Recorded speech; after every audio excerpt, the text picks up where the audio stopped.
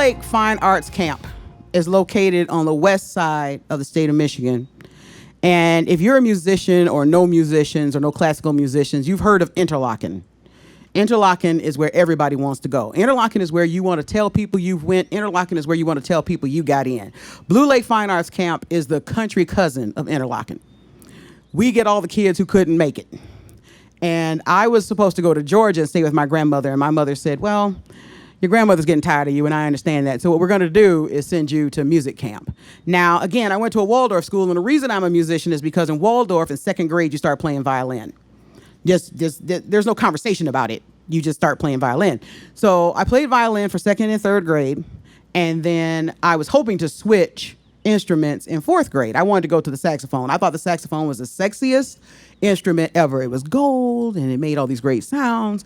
And then I found out a couple of things. One, I was going to have to read in a different clef.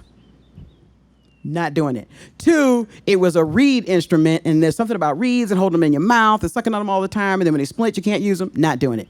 And then my mother said, oh, yeah, you can do saxophone, but you're going to have to practice an hour on saxophone and an hour on violin. And my response to her was, you're insane. I didn't even want to do an hour on violin, so saxophone died. All right, so at Waldorf, you get into third grade, second grade, third grade strings. When you get to fourth grade, you become strings and winds, right? But you don't play together. Do the same thing for fifth grade, do the same thing. Sixth grade, you become an orchestra. Seventh grade, you become an orchestra. And then when you hit eighth grade, you go into the symphony. That's 8 through high school. I was billed as a virtuoso at about fourth grade. I'm going to tell you why. I could hear a song and play it almost as soon as I heard it, which was a great skill to have, but I couldn't read music. And I had a great vibrato, but that was mostly because I played flat, right? So vibratos, so everybody else at that grade was like, and mine was like, because I was terrible. I was trying to hide not being able to play. That virtuosity, my mother sunk into her head as being a real thing, and that's how I ended up at Blue Lake. Now, Blue Lake, you had to audition to get into the orchestras. They had a white orchestra, blue orchestra, and symphony. Now, symphony were all the kids who probably should have gone to Interlochen, but just couldn't afford to pay for it. They were exceptional musicians. Blue orchestra were kids who were great musicians, but their sight reading wasn't that great. White orchestra was the rest of us. We were the B team. If there's such a thing as orchestral B teams, that was us.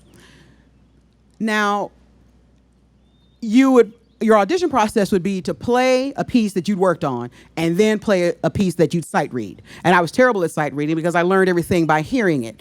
So I obviously was going to end up in white orchestra. I knew it when I got in there, and I didn't care because my real goal was to stay away from my parents. So we get to our first rehearsal, and come to find out, not only were all of us also rans in white orchestra, our conductor was not happy about being with us either. He had tried to become the conductor of the symphony, and they determined that he should do the white orchestra. So this was his speech to us during our first rehearsal, something like this. You know why we're here?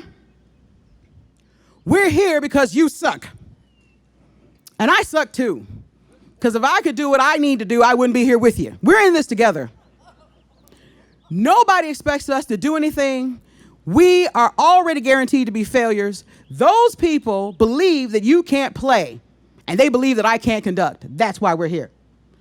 However, we are going to prove them wrong.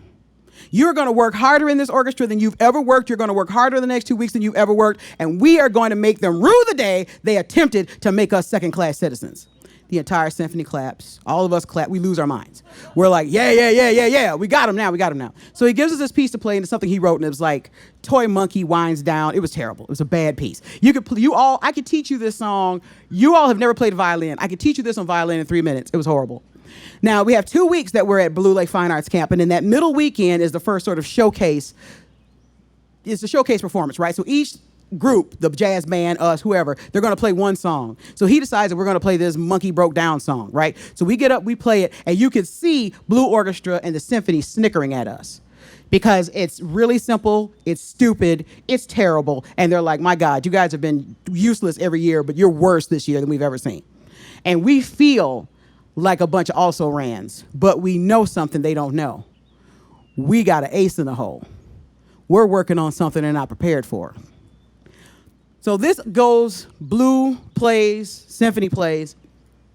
And you'd be surprised at the cutthroat nature of outdoor fresh air orchestras. You'd be shocked at how people will try to undermine fresh air orchestras. So we're walking around and people are saying, oh, that was a nice piece you guys played. What else? Are you gonna play that again at the next concert? So the concert at the end of the camp is the big one. You're gonna play 3 pieces, all right? And we are playing Jupiter from the planets, and nobody knows that we are. We're rehearsing in secret. And you might know Jupiter because the B section is the song that Princess Diana walked to when she came down the aisle. She got married. That's the B section. So it's a very famous piece. Now, we get on stage, and our director looks at us and says, well, let's see how you do. So we play this monkey winds down thing, right? All the parents clap because we didn't fall down. Nobody threw up. Everybody seems to know how to hold their instruments. So everybody's fine. Like the parents are like, can't believe we paid this much money. Okay, that was lovely. And then we played I think it was when Johnny Comes Marching Home Again, right? And it's still not that hard, but it sort of revs people up, you know. Right, so we're fine. And then we get to our third piece. Our conductor looks at us and says, let's go get him. And it reminds me of like when Jay-Z is rapping, you know? And you get those goosebumps. Sometimes he says stuff, you get goosebumps, and he's like, you got 2 months to get your act together. Good luck. Yeah, let's go get him, let's go get him. So we get up, and he starts us off, and it's I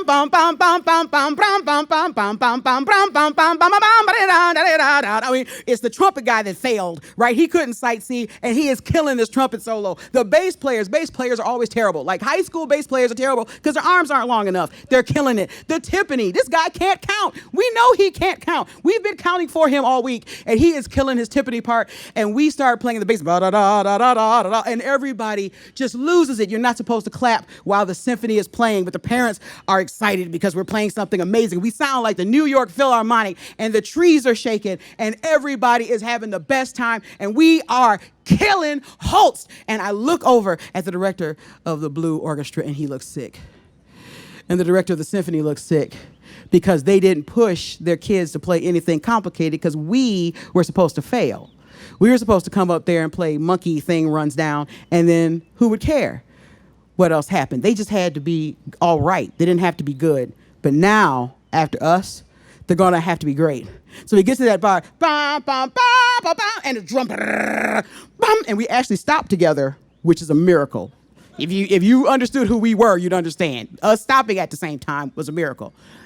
And we're walking off the stage, and my conductor looks at the conductor of the symphony and the white orchestra, the blue orchestra, and he nods politely, and then he gets this cat that just ate a canary grin across his face, and he pulls his shoulders back and just proceeds off the stage like a peacock.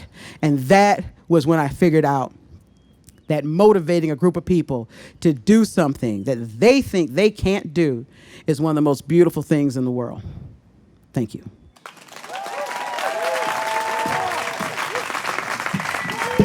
Keep it going for Dame!